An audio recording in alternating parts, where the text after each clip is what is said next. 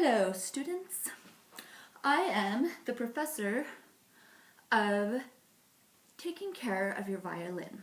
So, I've noticed a lot of questions lately from people who are wondering how to take care of their violin. And a lot of you know all of it, but there might be a few things I tell you today that you didn't know because I am, after all, the expert. So, the first thing is you want to regularly clean your violin. And there's different ways that you can clean it. Let me adjust my little mustache. Okay, so there's different ways that you can clean your violin. The best way is preventative, and that means that you take care of it before it becomes a big problem. And you do that by getting a small piece of flannel. Just ask your mom if she has any extra flannel around the house that you can cut into a square if you don't have one already. And then you just use it after you're done practicing each time, or every few days, to first wipe down your strings, and it'll make a gross noise, and you just deal with it, and you wipe them down. You wipe all the way, all of your strings, and then you wipe underneath here. This is an important part because you'll get a lot of rosin dust here. And then you take your cloth and you come between the strings and the fingerboard and wipe all the way down this way. It's good to kind of wipe where your fingers go because sometimes we get dirt from our fingers. And then you wipe behind the bridge here, all the way underneath your tailpiece, down here, and then just kind of wipe the whole violin down. Also, it's a good idea to wipe your bow down. So you'll take your bow and you carefully, you don't want to touch your bow hair, you put your cloth between the hair and the wood and just wipe it down. And you're good.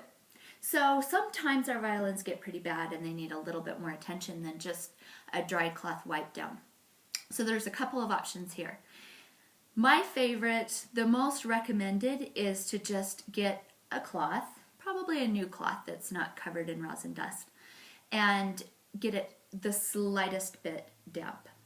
Like you don't want it wet at all. You just wring it out really good and just get it a little damp, and then you just use a lot of time and care and patience, and you just start with your violin and you just kind of clean a spot and clean another spot and make sure that you're keeping it pretty much dry.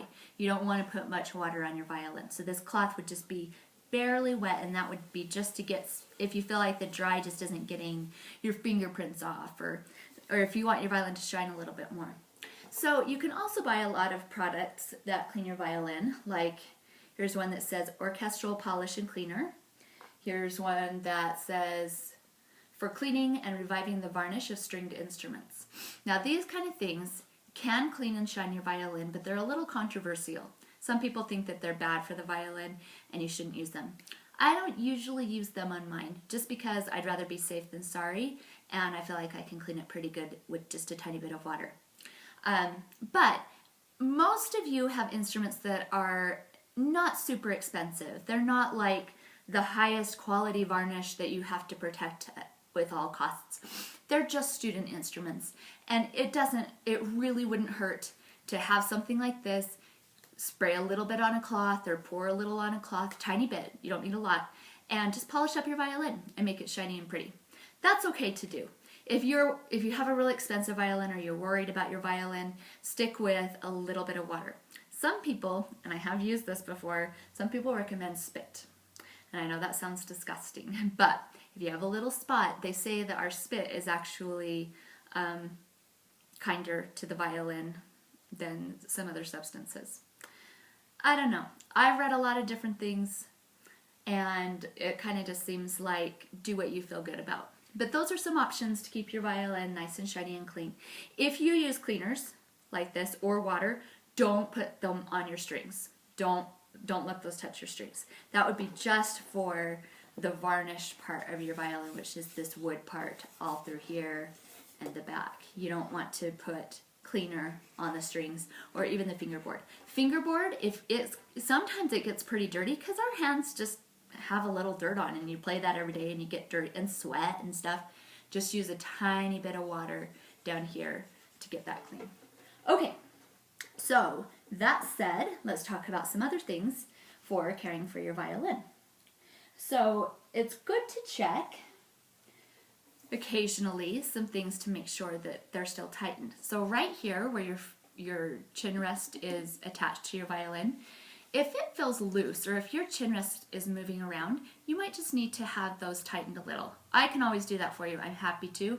If you're at home and it's bugging you and you need it done, you can have your mom or dad help you with that. So what I use for that, excuse the mustache again. Okay.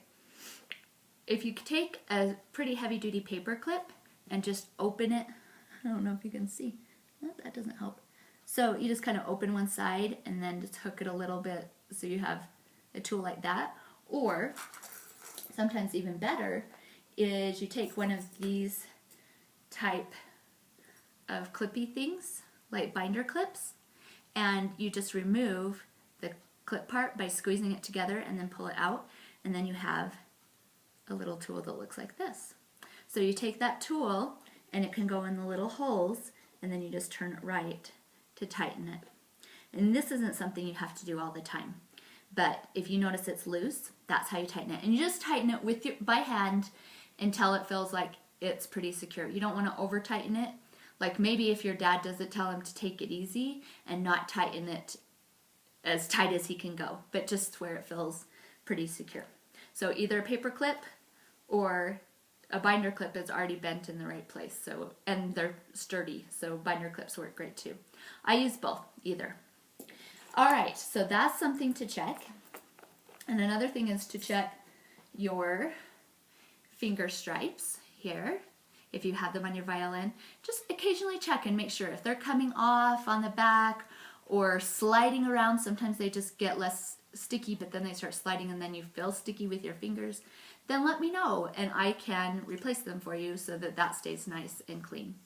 And if you remove some finger stripes and there's a little bit of residue left there or it's a little bit sticky, that's the time when you take just the slightest damp, not very wet, and you just rub that down really good. It takes a little bit of time. It's not going to just magically rub off, but if you keep working on it, that sticky will eventually come off. You don't want to use any sort of substance there, like Goo Gone, or don't do that. Okay, so another place to check, this one's been in the case for a long time, so there's a lot to show. So sometimes you have bow hairs that break like this. If you have a lot that are breaking, then you might have a problem, and talk to me about it and we'll fix it. But this is a lot. This won't happen usually. It's just because this violin has sat in a case for probably years and not been used. So if you have one that breaks though, don't just yank it off. Did you see those just yank off? That's not a good thing. Okay, don't just yank it off, because technically it could start a chain reaction where the hair just comes all out of your bow. I've never seen it happen, but it could happen and you don't want it to happen to you. Bow rehairs are pretty expensive. So you take your piece and then you take some scissors or clippers or whatever and carefully close to the base, but not too close, you don't want to cut the good hairs. You just trim that off and then your hairs are gone.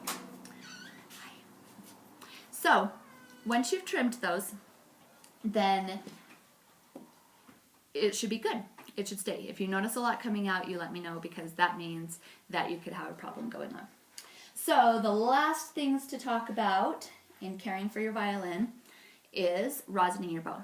So you have your rosin, and if you're a beginner, you want to probably rosin about once a week, and until you kind of figure out how much rosin you like, because some people like more rosin and some people like less. Some people practice more, some people practice less, and that will determine how often and how much rosin to put on. So if you don't know how much rosin to put on, start with once a week, maybe the day before lessons, and you'll just go about 1, 2, 3, 4, 5. That's probably good to start with. And if you notice that you have rosin dust just flying everywhere, you put too much on. Don't panic, just don't put any on for a while, and make sure you wipe down your violin really good.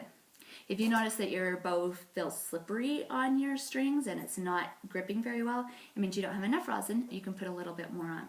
So I have heard I haven't really noticed a difference. I've experimented, but if you're more advanced and you want to experiment with this, I have heard that it's not great to do both directions like that, to always put your rosin on just one direction. So you go like frog to tip, and keep doing that. So you could try that. I haven't noticed a difference whether I go back and forth or do frog to tip, so I just go back and forth. Last thing is, this is part of your playing, you got to take care of your nails. You have to keep them trimmed up. So get some clippers, and maybe even keep some clippers in your case, because sometimes you'll get somewhere and you'll be like, maybe you'll get to lessons and you'll realize you didn't cut your nails. So you can trim them up really quick, and then you'll be able to keep a nice bent thumb, and these fingers will be on the top, and you are maintained as well as your violin. So let me know if you have any questions, and have fun taking care of your violin and your bow.